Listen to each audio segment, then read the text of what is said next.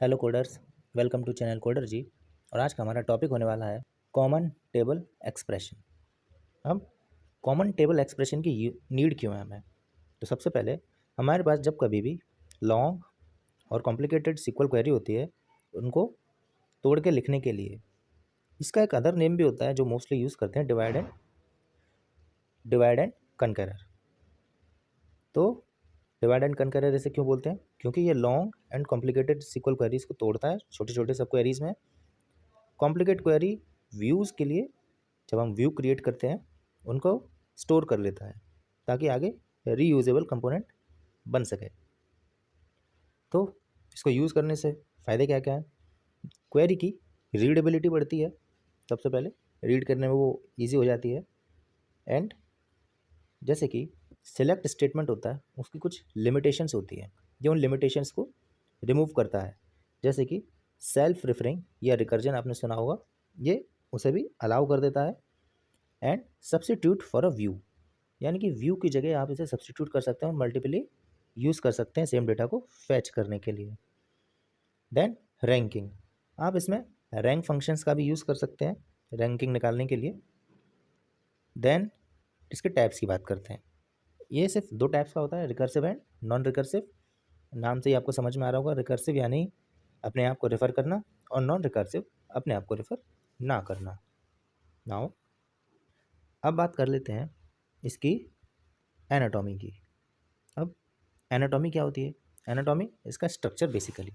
तो ये हमेशा विद स्टेटमेंट के साथ स्टार्ट होगा, देन आपको CTE का नाम देना होगा कुछ भी। देन ये जो है, ये कॉलम नेम्स ऑप्शनल होते हैं आपके पास, आपका मन हो दीजिए, ना हो मत दीजिए।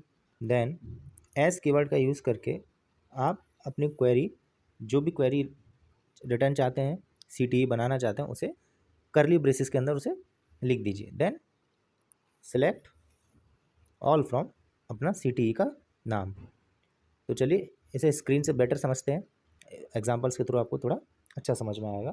तो चलिए चलते हैं अपनी कंप्यूटर स्क्रीन पे। तो गाइस, मेरे पास ऑलरेडी एक टेबल है मार्क्स नाम की, जिसमें से मैं ID, इंग्लिश, मैथ्स, स्पोर्ट्स उनको फैच करके ला रहा हूँ। देन यहाँ पे मैंने टोटल मार्क्स को डिफाइन किया हुआ है उनके एडिशन से, एंड एवरेज लिया हुआ है टोटल मार्क्स को 3 से डिवाइड करके। देन फिर मैंने उनको ग्रेडिंग की हुई है केस बना बना कर यहाँ पे, एंड यहाँ पे इसको एंड कर दिया है। तो इसको एग्जीक्यूट करते हैं तो आप देखेंगे मेरे पास यहाँ पे टेबल आ चुकी है। तो यहाँ पे एवरेज, टोटल मार्क्स और उनका ग्रेड आ चुका है।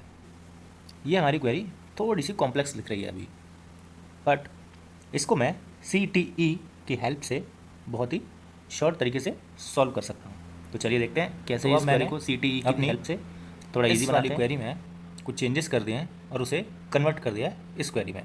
यहाँ पे विद C टोटल, ये आप कोई भी नाम डिफाइन कर सकते हैं एज, जो टोटल होगा मेरा वो इस तरीके से मुझे टोटल के रूप में मिलेगा। देन CT एवरेज को मैंने ऐसे डिफाइन किया हुआ है, एंड ग्रेड को इस तरीके से ग्रेडिंग की हुई है। आप देख सकते हैं इसमें कुछ भी ऐसा टफ नहीं है अभी तक तो। देन यहाँ पे मैंने जो MK है वो एलियास बनाया हुआ है मार्क्स टेबल का। देन ये वो कॉलम्स हैं जो मुझे चाहिए अपनी फाइनल टेबल में।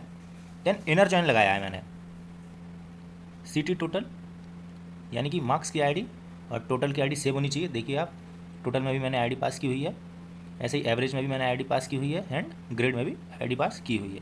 तो इस तरीके से मेरा जॉइन काम करेगा।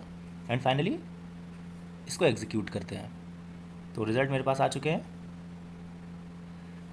एंड देखेंगे आप इन दोनों टेबल के रिज़ल्ट को, तो ये और ये एकदम हमारे पास सेम ही टेबल आई है। तो इस तरीके से CTE का आप यूज़ करके अपनी क्वेरीज को थोड़ा सा ईजी बना सकते हैं। तो अब एक छोटे से एग्जांपल से समझते हैं अपने CTE रिकर्सिव को। तो यहाँ पे मैंने एक CTE रिकर्सिव नाम का फंक्शन बनाया है, एंड इसमें C1 को असाइन किया है। आप कोई भी नाम ले सकते हैं। देन सेलेक्ट 1, यानी कि फर्स्ट कॉलम में हमारी वैल्यू 1 असाइन हो जाएगी सबसे पहले। देन यूनियन ऑल, जो भी रिज़ल्ट हमें मिलेंगे इस क्वेरी से उसको ये हमारे बेस रिज़ल्ट के साथ यूनियन कर देगा। देन सेलेक्ट C1 + 1, यानी कि कॉलम 1 की जो वैल्यू है, C1 की जो वैल्यू है 1, इसको हम 1 से इंक्रीमेंट कर रहे हैं, यानी कि अब 1 की जगह 2 आ जाएगा फ्रॉम CT रिकर्सिव, यानी कि ये अपने आप को ही रेफ़र कर रहा है अब। देन फिर हमने कंडीशन लगा दी, क्योंकि रिकर्सिव कंडीशन का एंड होना भी ज़रूरी है, तो जब तक C1 की वैल्यू लेस देन 10 है ये अपने आप को रेफ़र करता रहेगा।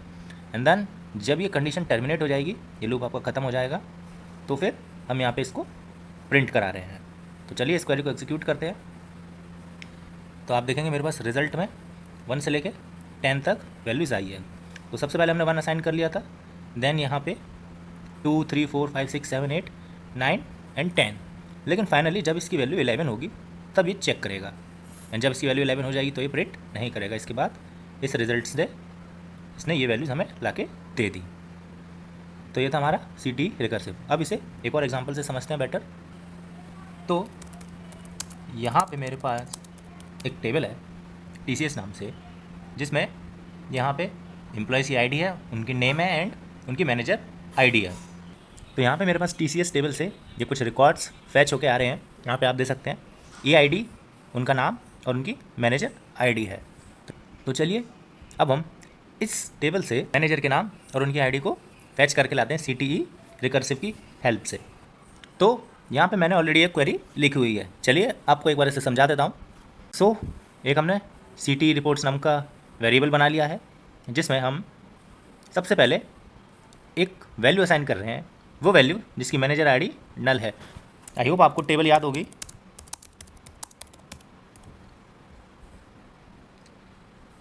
तो इसमें हमारी पहली ID जो है वो नल है, पहली वैल्यू नल जाएगी इसमें। तो असाइन हो गया, देन यूनियन ऑल, देन फिर आता है आपका जॉइन। इस क्वेरी की हेल्प से, ये क्वेरी जो है वो रिकर्सिव क्वेरी है, इस क्वेरी की हेल्प से हम रिजल्ट को फैच करेंगे बार बार, और जब तक ये मैच होता रहेगा ये एग्जीक्यूट होती रहेगी। जब ये कंडीशन फॉल्स हो जाएगी ये टर्मिनेट हो जाएगा। देन आउटर क्वेरी पे आते हैं। ये मैंने वैल्यूज़ ली हुई हैं जो मुझे अपनी मेन टेबल में यानी कि रिजल्टेंट टेबल में चाहिए होंगी। नेम ले लिया मैंने, मैनेजर का नेम भी मुझे चाहिए होगा from CTE reports, and then order by. तो नाउ इस टेबल को साइड करते हैं, अब इसको एग्जीक्यूट करके देखते हैं। तो इसको एग्जीक्यूट करने पे मेरे पास एम्प्लॉयज़ की ID, उनका फुल नेम, उनकी मैनेजर ID और उनके मैनेजर का नाम आ चुका है। तो आप देख सकते हैं यश का कोई भी मैनेजर नहीं है, श्रेयांश और केशव का मैनेजर यश है, अमित और सचिन का मैनेजर जो है वो श्रेयांश है, ऐसे ही पंकज और प्रकाश का मैनेजर केशव है, और अक्षय और ऋषभ का मैनेजर सचिन है। तो इस तरीके से रिकर्सिव क्वेरी की हेल्प से हमने इस क्वेरी को, इस टेबल को गेट किया है। अब ये सिमिलर रिजल्ट हम सेल्फ जॉइन की हेल्प से भी कर सकते हैं, उसे भी देख लेते हैं एक बार।